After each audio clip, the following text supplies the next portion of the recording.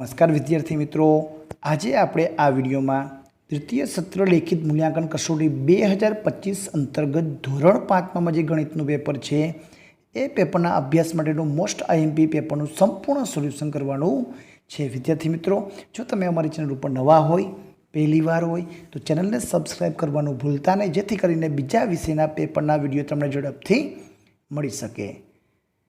પ્રશ્ન નંબર 1માં આપેલું છે, આપેલા નકશા પરથી પ્રશ્નોના જવાબ આપો.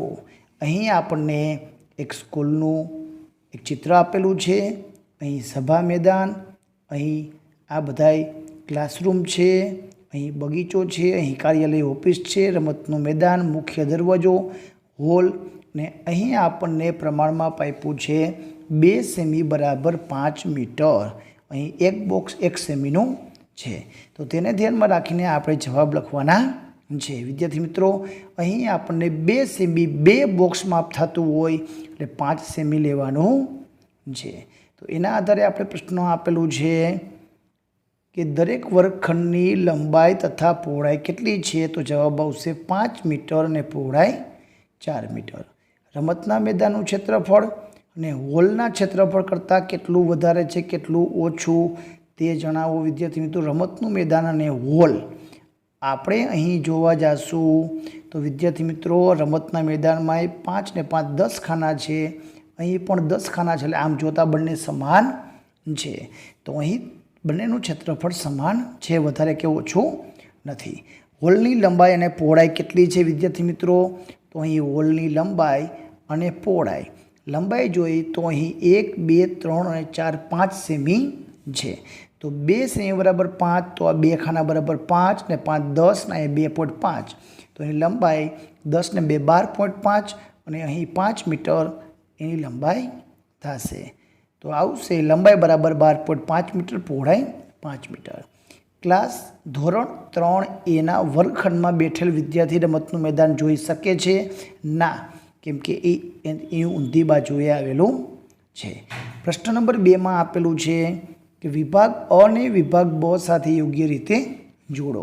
અહીં આપણને આકાર આપેલા છે, એ આકાર કયા છે એ આપણે જોડવાના છે. તો વિદ્યાર્થી મિત્રો, પહેલો આકાર છે એ લંબાઈ પહોળાઈ ઊંચાઈ સરખી, તો એને સમઘન કહેવાય. બીજામાં લંબાઈ પહોળાઈ અને ઊંચાઈ અલગ અલગ છે, તો એને લંબઘન કહેવાય. અહીં આપણને નળાકાર આપેલું છે, અહીં આપણને પ્રિઝમ આપેલું છે. તો આ રીતે આપણે જોડકા જોડવાના છે. પ્રશ્ન નંબર 3માં આપેલું છે વિભાગ અ અને બ સાથે યોગ્ય રીતે જોડવાનું છે. પેલું છે 5/10. છેદમાં 10 છે, તો 1 એકમ ખસી તો 0.5 જવાબ આવશે, તો ડી. બીજામાં છે 1/10, તો આપણે 1 એકમ ખસી તો જવાબ આવશે 0.1. 3/4 આપેલું છે, તો એનો જવાબ આવશે 0.75. નંબર 4 0.99, તો એનો જવાબ આવશે, પોઈન્ટને દૂર કરીને પૂર્ણ બનાવશું તો પોઈન્ટ પછી 2 એકમ, તો છેદમાં આપણે 100 મૂકવા પડશે. અહીં આપણે 5/100 મૂકવા પડશે, તો જવાબ આવશે એ. તો અહીં સાદા અપૂર્ણાંક અને દશાંશ અપૂર્ણાંક આપેલા છે. પ્રશ્ન નંબર 4માં આપેલું છે નીચેની ખાલી જગ્યાઓ પૂરો. 3 મીટર 45 સેમી બરાબર કેટલા મીટર?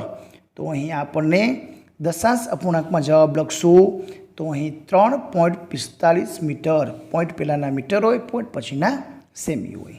તો અહીં 1.250 કિગ્રા વજન છે, તો કેટલા ગ્રામ થાય? તો અહીં આપણે એને 1000 વડે ગુણશું તો 1250 જવાબ આવશે. 1/2 રૂપિયા એટલે કે અડધો રૂપિયો, 1 રૂપિયામાંથી 2 ભાગમાંથી અડધો ભાગ એટલે કે 100 પૈસાના અડધા, 50 પૈસા જવાબ આવશે.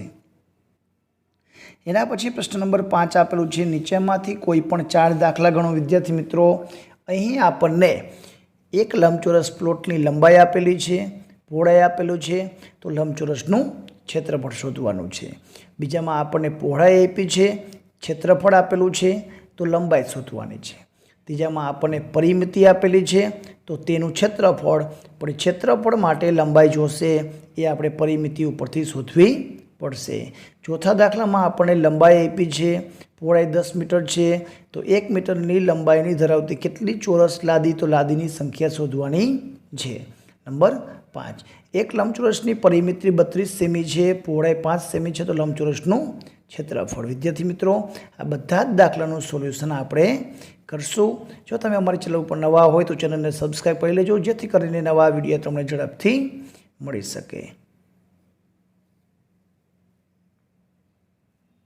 પ્રશ્ન નંબર 5માં આપેલું આપણને છે કે લંબાઈ 25 મીટર, પહોળાઈ છે, તો લંબચોરસનું ક્ષેત્રફળ લંબાઈ ગુણ્યા પહોળાઈ, તો 25 ગુણ્યા 20, તો જવાબ આવશે 500। બીજા દાખલામાં આપણને આપેલું છે પહોળાઈ આપેલી છે અને ક્ષેત્રફળ છે, તો લંબચોરસનું ક્ષેત્રફળનું સૂત્ર મૂકીને ક્ષેત્રફળની જગ્યાએ ક્ષેત્રફળ, લંબાઈની જગ્યાએ લંબાઈ અને પહોળાઈ આપણને 8 ડાબી બાજુ આવી જશે, છેદમાં આવી જશે, તો 80/8 એટલે 10 જવાબ આવશે, તો લંબાઈ આવશે 10। ત્રીજામાં આપણને ક્ષેત્રફળ કીધું છે, પણ એના માટેની લંબાઈ છે આપણે ચોરસની પરિમિતિ ઉપરથી શોધશું। પરિમિતિની જગ્યાએ પરિમિતિ 4 ગુણ્યા લંબાઈ, 4 આ બાજુ આવી હશે તો 320/4 કરશું, તો 80 સેમી જવાબ આવશે। હવે એ લંબાઈ આપણે અહીં દાખલામાં ઉપયોગ કરવાની છે, તો લંબાઈ બરાબર 80 ગુણ્યા 80, 88 64 ને પાછળ 2 શૂન્ય, તો 6400। લાદીની સંખ્યા શોધવા માટે વર્ગખંડનું ક્ષેત્રફળ છેદમાં જેની સંખ્યા શોધવાની એનું ક્ષેત્રફળ, તો વર્ગખંડ લંબચોરસ છે તો લંબાઈ ગુણ્યા પહોળાઈ, લાદી ચોરસ છે તો એનું સૂત્ર લંબાઈ ગુણ્યા લંબાઈ, 8 ગુણ્યા 10 અને છેદમાં 1 ગુણ્યા 1, તો 8 દાન 80 લાદી જોઈએ। પાંચમા દાખલામાં આપણને પરિમિતિ આપેલી છે, તો આપણે અહીંયા આપણે લંબાઈ શોધવાની છે, તો આ 2 છે અને ડાબી બાજુ લઈ આવશું તો છેદમાં આવી જશે, તો જવાબ આવશે 16।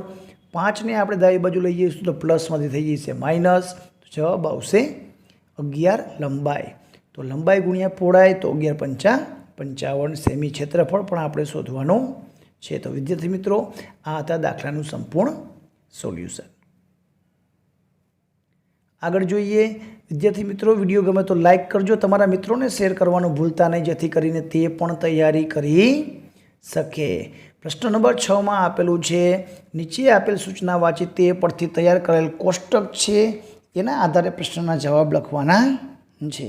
તો વિદ્યાર્થી મિત્રો, અહીં પ્રાણી આવૃત્તિ ચિહ્ન અને સંખ્યા, બિલાડીની સંખ્યા 24, કૂતરાની સંખ્યા 32, સસલાની સંખ્યા 10, ગાયની સંખ્યા 22, પોપટની સંખ્યા 8, બકરીની સંખ્યા 20 અને ખિસકોલીની સંખ્યા 15, કુલ 131 છે। તો એના આધારે પ્રશ્નના જવાબ આપેલું છે કે કોષ્ટકમાં આવૃત્તિ ચિહ્ન જુઓ અને કેટલા વિદ્યાર્થીઓનું મનગમતું પ્રાણી ગાય છે તે લખો, તો 22 વિદ્યાર્થીઓ। યામીનને કુલ કેટલા વિદ્યાર્થીઓ સાથે પ્રાણીઓ વિશે ચર્ચા કરી, તો કુલ 31 વિદ્યાર્થીઓ સાથે। બકરીઓની સંખ્યા સસલાની સંખ્યા કરતાં 2 ગણી છે, તો એ સાચું છે। સૌથી વધુ ગમતું હોય તેવું પ્રાણી, તો કૂતરો। પોપટની સંખ્યા કરતાં 3 ગણી સંખ્યા હોય તેવું પ્રાણી કયું છે, તો જવાબ આવશે બિલાડી। તો આ રીતે કરવાનો છે। પ્રશ્ન નંબર 7માં આપણને વિદ્યાર્થી મિત્રો દાખલા આપેલા છે, એ દાખલાનું સોલ્યુશન આપણે ભાગ નંબર 2માં કરશું। જો તમે અમારી ચેનલ ઉપર નવા હોય તો ચેનલને સબસ્ક્રાઈબ કરવાનું ભૂલતા નહીં। પ્રશ્ન નંબર 8માં આપેલું છે વિધાન પરથી નીચે આપેલા પ્રશ્નના જવાબ। પેલું છે મૌલીએ 5 રૂપિયાના 7 સિક્કા માપક શીશીમાં નાખતા જોયું, તો પાણી 10 મિલી જેટલું ઉપર ધકેલાય છે, તો અહીં 10 મિલી ઉપર આવ્યું તો 5 રૂપિયાના 7 સિક્કા નાખ્યા। જો અહીં 30 મિલી જેટલું પાણી ઉપરની તરફ ધકેલવું હોય તો કેટલા સિક્કા માપક શીશીમાં નાખ્યા હશે? 10 મિલી ઊંચા લેવા માટે પણ આપણે 7 સિક્કા નાખવા પડે, તો 30 બરાબર 7 તરીને 21 સિક્કા। 60 મિલી હોય તો 7 × 6 = 42 સિક્કા। એ મૌખિક પ્રશ્નનો જવાબ ડાયરેક્ટ થઈ જશે। અહીં આપેલું છે કે 1 રૂપિયાના 1 સિક્કાનું વજન 10 ગ્રામ, તો 3000 ગ્રામ વજનના 10 ગ્રામ વજનના કેટલા સિક્કા થાય? તો 3000/10, 0 ઉડાડી તો 30 સિક્કા આવે। તો 5 કિગ્રા વજનમાં 10 ગ્રામ વજનના કેટલા સિક્કા મળે? 5 કિગ્રા એટલે 5000, 10 ગ્રામ વાળા તો 0 ઉડાડશું તો અહીંયા 500 સિક્કા જવાબ આવશે। તો આ રીતે લખવાનું છે।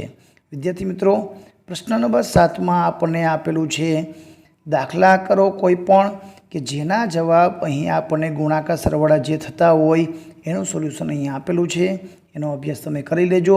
પ્રશ્ન 7માં પહેલામાં ગુણાકાર, 2 ગુણાકાર છે. પ્રશ્ન બીજામાં ભાગાકાર કરેલા છે. પ્રશ્ન ત્રીજામાં પણ ગુણાકાર આપેલો છે. તો આ દાખલાનું સોલ્યુશન તમે અહીંથી કરી લેજો.